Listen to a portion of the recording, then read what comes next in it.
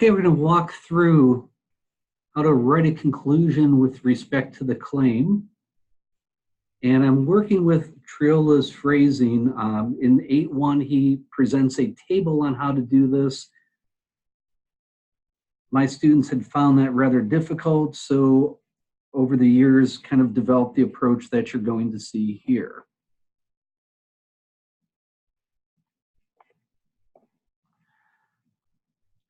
So writing the conclusion, there's a lot of the conclusion that you can write before you even start the hypothesis test. So down here in the red, there's really two blanks that need to be filled in. I've got three different colors here, each relating to where this information is coming from. So we have blank evidence 2. That's going to come from one area. Blank the claim that is going to come from a second area.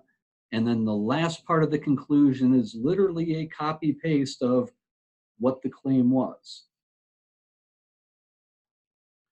So when you're developing the hypothesis statement, we've been told to write the claim in symbolic form. So a majority of the people is a proportion greater than 50%.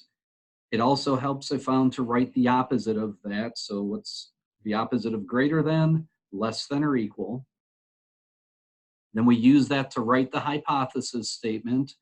The null always gets the equal case. The alternate always gets the strict inequality, strictly greater than, strictly less than, or not equal to. Whichever one up here is the strict inequality, the greater than, that's what goes down there. And that's usually enough for writing the hypothesis statement. I'd go a little bit extra with that. As you saw back on the last screen, I've got the R and the S next to it. So I just write R, I write S, and then after it's all done, I kind of ask, which one of these looks most like, if not identical to, the claim? And in this case, it was the alternate hypothesis, so I circle the S, and the S is about what goes in the blank down here in the green. If we circle the S, we're going to write a support there. We ended up going ahead and noting that it was the R. If the null hypothesis represented the claim, then we would talk about whether or not we're going to reject that claim. So what's in green here comes strictly from the setup in our hypothesis statement.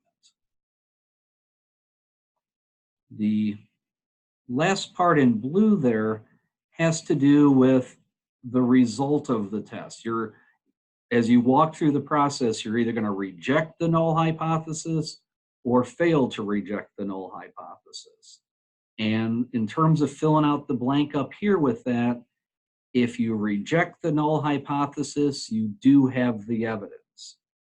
If you don't reject the null hypothesis, if you fail to reject the null hypothesis, then you don't have the evidence up here. So in this first blank, you'll tend to see in the book and in my stat lab either sufficient or insufficient. That comes from whether or not you reject the null hypothesis. That's the only thing that tells you how to fill in that blank. In the green here, whether you're going to talk about supporting the claim or rejecting the claim, that strictly comes from the hypothesis statement and which part of it represents the claim. So if it's the alternate that represents the claim, it's support. If it's the null hypothesis that represents the claim, it's going to be reject. In this case, it's the alternate that's identical to the claim. It's the alternate that represents the claim. We're going to talk about whether or not we can support the claim.